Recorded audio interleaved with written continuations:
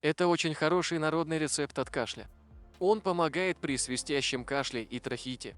Эффективен при сильной простуде. Нужно взять по 100 грамм меда, сахара, песка, сливочного несоленого масла, несоленого свиного топленого сала, сока алоэ пропустить через мясорубку и отжать. 50 грамм порошка какао, он снимает першение в горле. Все положить в эмалированную посуду. Подогреть на медленном огне, помешивая. Как только смесь начнет пыхать, как каша, пускать пузыри. Снять с огня, не дав перекипеть. Остудить и переложить в стеклянную банку. Смесь эту держать в холодильнике.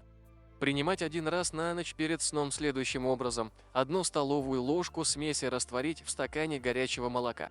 Выпить, когда немного остынет, и в постель. Утром отходит мокрота, облегчается дыхание. Если запущенный случай, то лечение будет длительное. Можно делать этот состав несколько раз для полного излечения.